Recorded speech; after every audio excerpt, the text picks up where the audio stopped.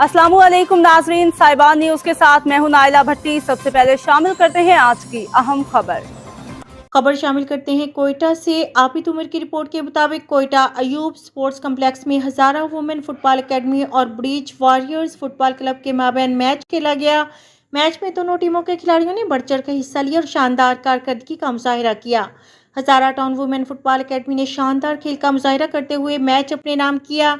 इस शानदार और पुरवकार मुकाबले के बारे में ऑफिशियल्स और खिलाड़ियों ने कहा कि खेलों के मैदान को आबाद करने के लिए शायकीन ने ब्रीच वॉरियर्स फुटबॉल क्लब और हजारा फुटबॉल एकेडमी की काविशों को सराहा गया।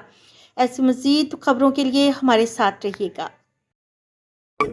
बिस्मिल्लाहिर्रहमानिर्रहीम। मेरा नाम सबा है और मैं हजारा वुमेन यूनाइटेड फुटबॉल एकेडमी और क्लब की फाउंडर हूँ। हमारा एकेडमी जो है 2016 से स्टार्ट हुआ है और अब तक 10 साल हुआ है और 10 सालों में हमने बहुत सारी अचीवमेंट्स भी की है। मुख्तलिफ NGOs ने हमें स्पॉन्सर की है। जो सबसे बड़ा स्पॉन्सर हमें मिला था NCHR national commission for human rights ने हमें स्पॉन्सर किया था। अभी जिस तरह करिश्मा अली फाउंडेशन कर रही है, बच्चियों को एम्पावर कर रही है, प्लेटफॉर्म दे रही है बच्चियों के लिए, जो है वो कंप्लीट उनकी जितने भी खर्चात है वो उठा रही है। तो इस तरह की NGOs अगर मजीद दूसरी अकेडमीज और क्लब्स को सपोर्ट करेंगे तो इस तरह हमारी जो बलूचिस्तान पसमानदा इलाका है, बच्चियों को प्लेटफॉर्म मिलेंगे और बच्चे आगे जा सकेंगे।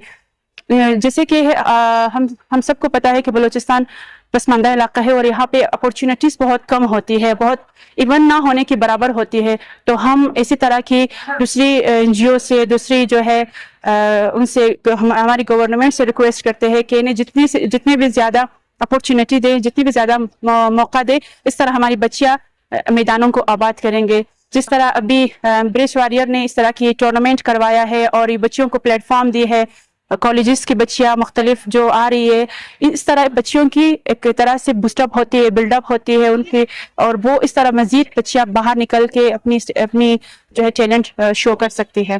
Thank you. अब तक के लिए इतना ही। मजीद खबरों और अपडेट से बाखबर रहने के लिए देखते रहें साहिबान न्यूज।